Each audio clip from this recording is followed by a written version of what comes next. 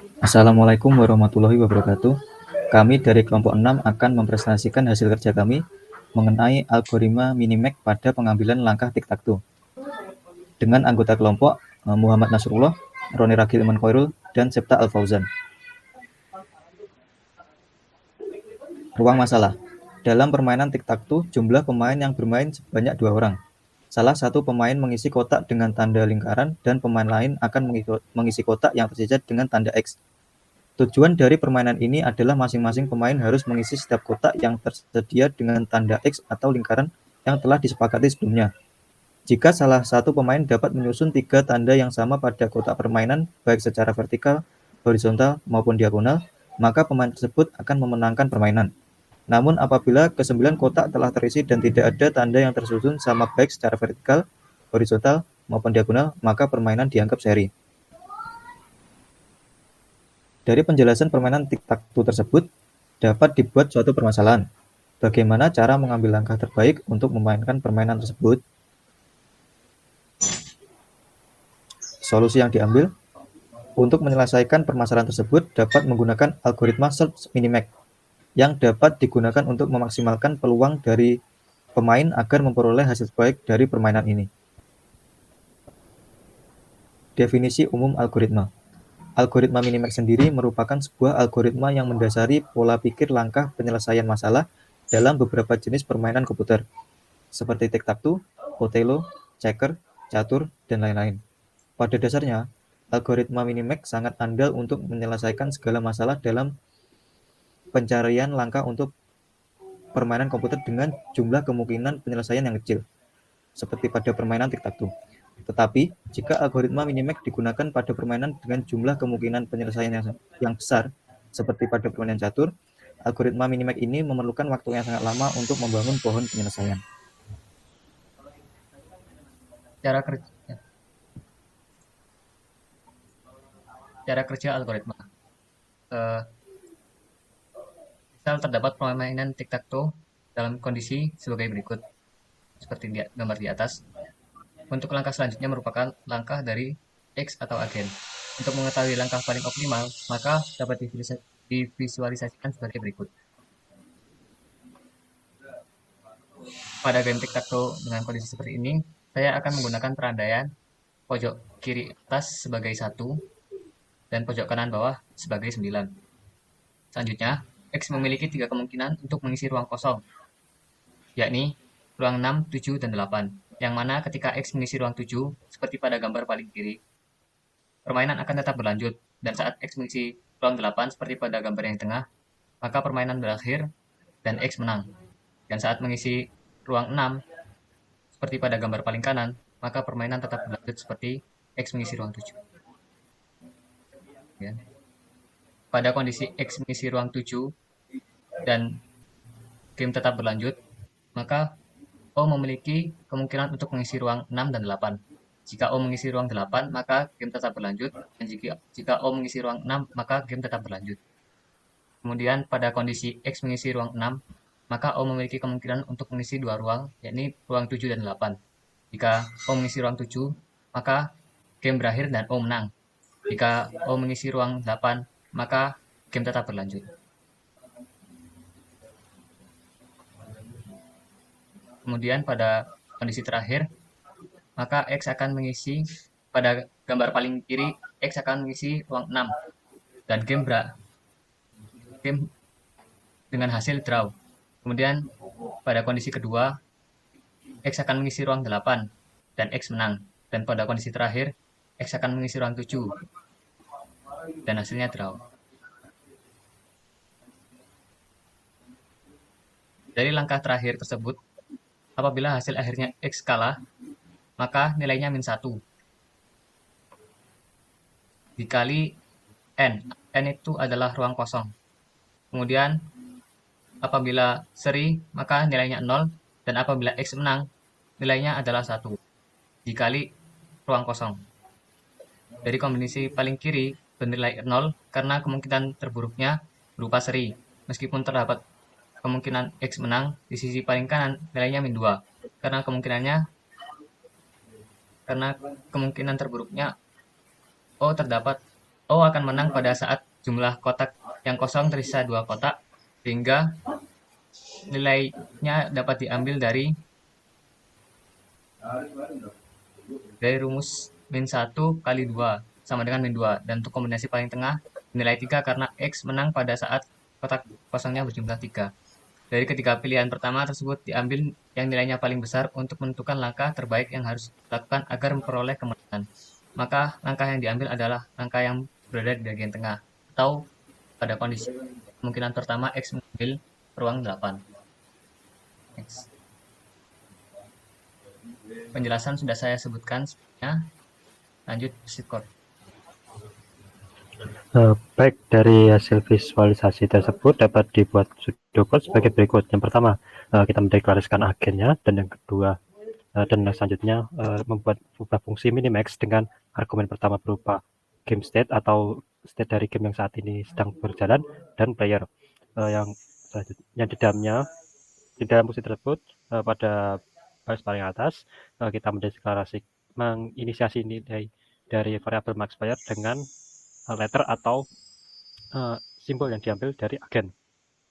Lalu untuk pengkondisian pertama,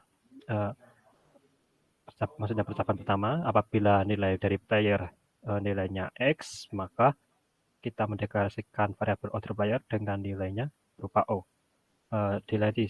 Di kondisi lain, apabila playersnya bernilai O atau dapat disederhanakan dengan kondisi else, maka kita mendeklarasikan nilai other player dengan nilai X.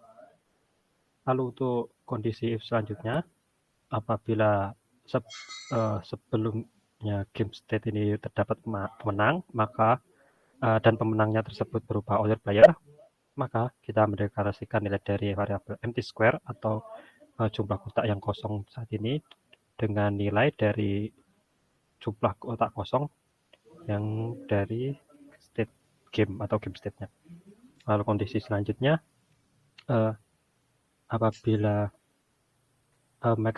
nilai dari max player-nya sama dengan nilai other player, maka kita akan mengembalikan objek yang berupa posisi yang memiliki nilai properti berupa position dengan nilai 0 dan property score dengan nilai empty square dikali 1.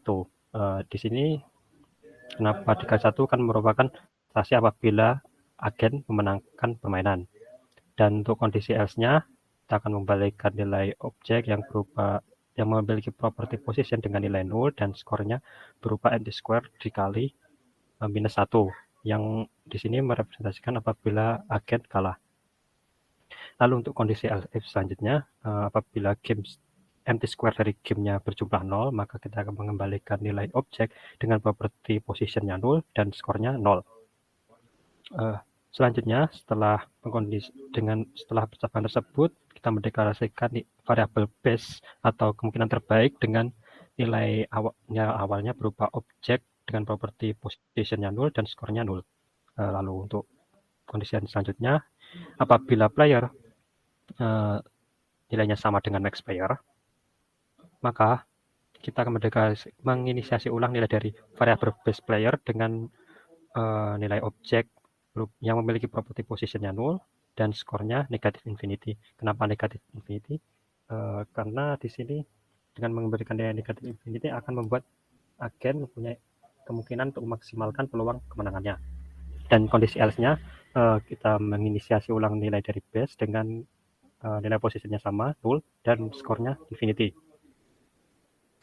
Lalu untuk langkah selanjutnya, kita mengiterasi semua kemungkinan langkah yang dapat diambil atau possible move dari game state atau available move dari game state-nya, dan selanjutnya dari possible move tersebut kita mengambil langkah dengan memanggil method move dari game state dengan argumen pertama yang berupa possible move atau langkah yang dapat diambil, dan argumen keduanya berupa player.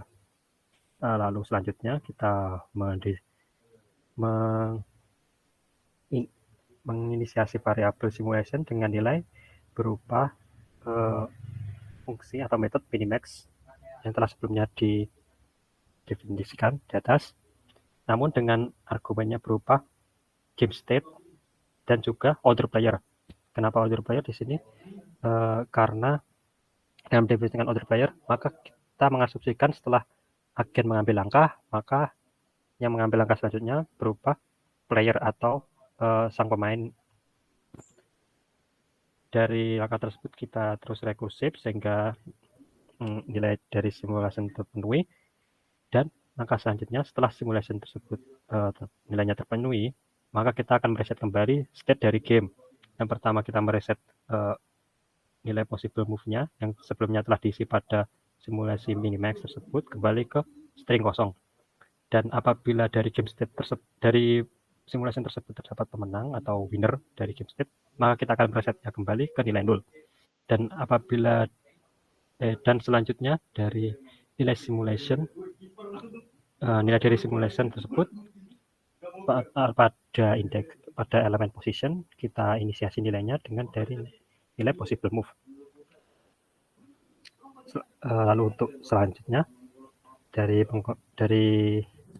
pertambangan yang di bawahnya itu apabila player nilainya sama dengan max player dan nilai dari simulation score lebih besar dari base score, maka kita menginisiasikan nilai dari variabel base score dengan nilai dari simulation.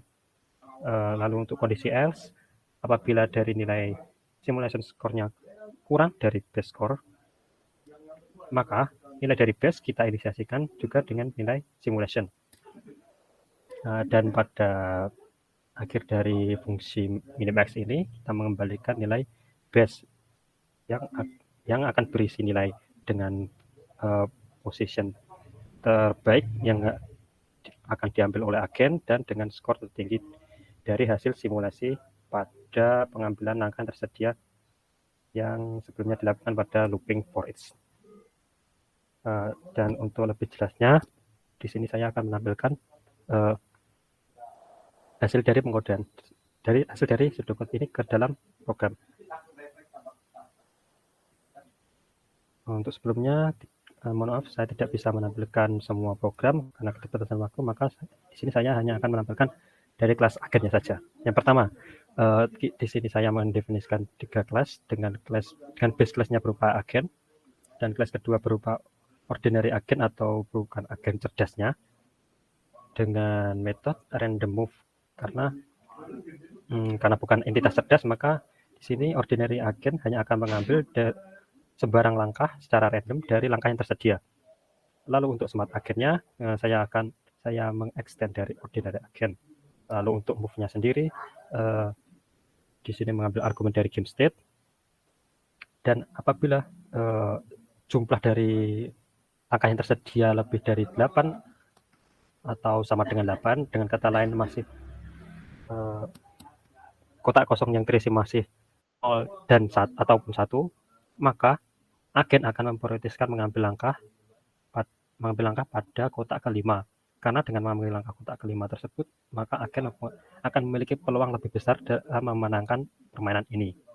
Namun jika kotak kelima telah terisi atau telah diambil oleh player, maka agen akan mengambil sembarang langkah dari kotak yang tersedia. Namun untuk selanjutnya, apabila telah terisi lebih dari 3 kotak, maka agen akan mengambil langkah berdasarkan algoritma minimax. Dengan argumen pertamanya berupa game state dan argumen kedua berupa this letter atau dapat dikatakan simbol yang diambil oleh agen atau X. Untuk hasilnya akan seperti ini. Nah, di sini player akan bermain sebagai X. Kita maksa mengambil langkah 1. Misal mengambil langkah 1. Maka agen atau di sini direpresentasikan dengan O, maka akan mengambil langkah kelima, kotak kelima. Contoh selanjutnya.